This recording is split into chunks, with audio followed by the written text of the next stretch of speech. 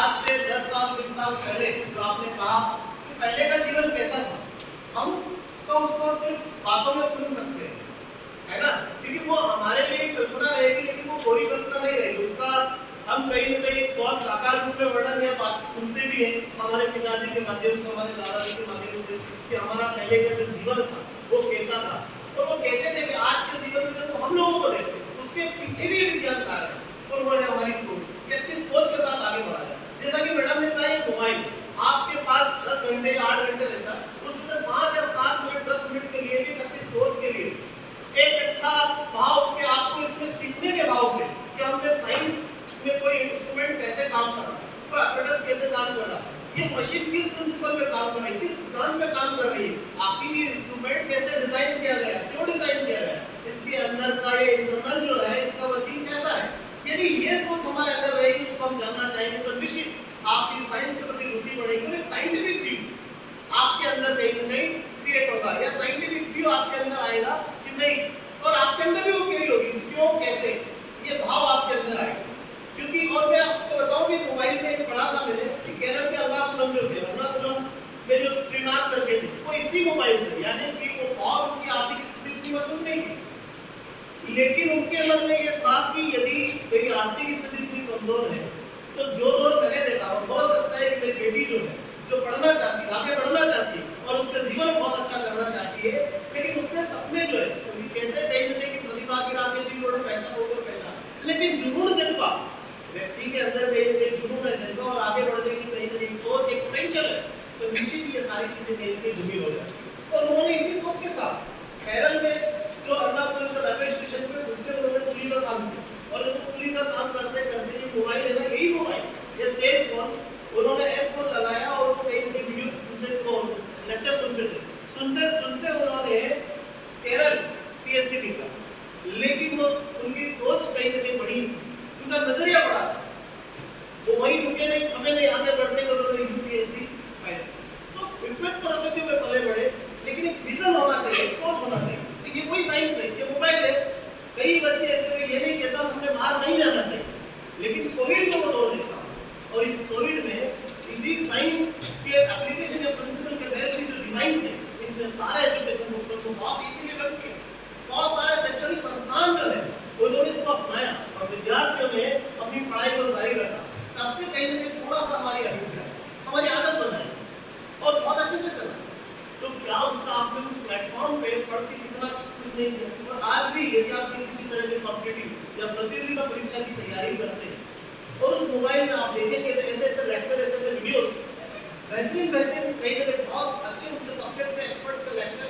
Videos है। यदि आपको किसी तरह का कोई डाउट है, कंफ्यूजन है, तो क्वेरी, तो आप आसानी से उसमें भी कोई भी कीवर्ड डालते सर्च करते हैं तो उससे रिलेटेड आपको बहुत सारे वीडियो मिल जाते हैं। यदि आपको लगता है कि नहीं ये वीडियो हमें समझ नहीं आ रहा, तो आप दूसरा वीडियो देख सकते हैं। आप किसी कॉम्पिटिटिव एग्जाम की तैयारी कर सकते हैं, आपके नोट्स बना सकते हैं, पढ़ सकते हैं, आगे बढ़ सकते हैं। लेकिन हम कहीं न कहीं यदि यही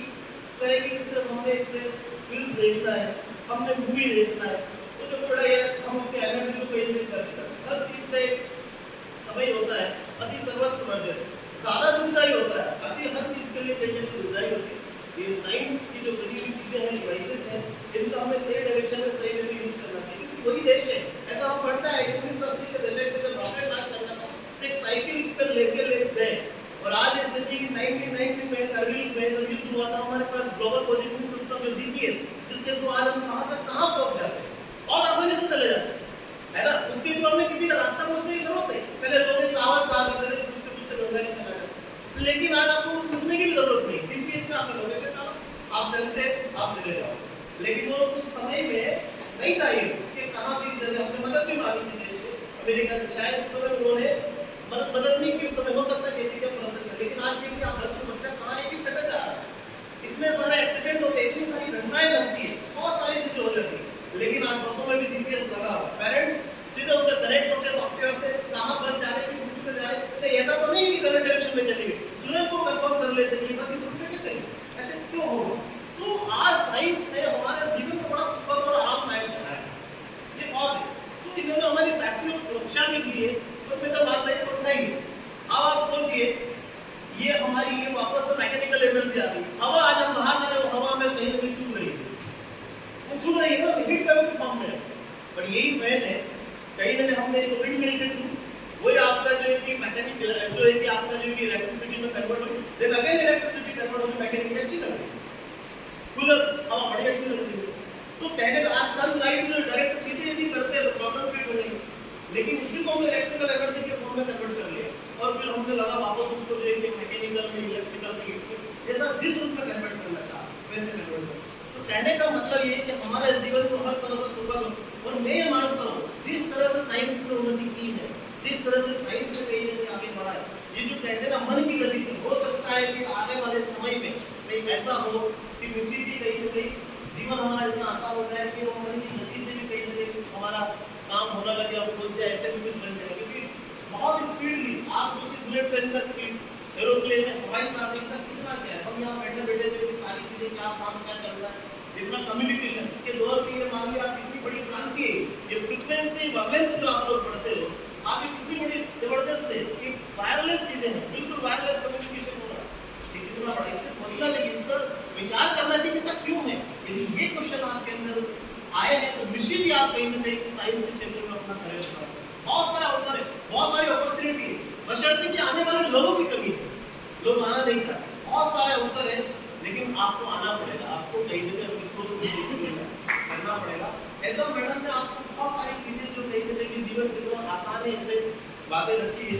अब मैं और आप लोग सब जानते पढ़ते आए हो सारी चीजें किस तरह से कैसे, मैडम ने टीवी का किया है, बहुत अच्छी बात है। तो मैं कहता हूँ डीटीएच, मैडम ने डीटीएच में बहुत सारे चैनल चलते हैं।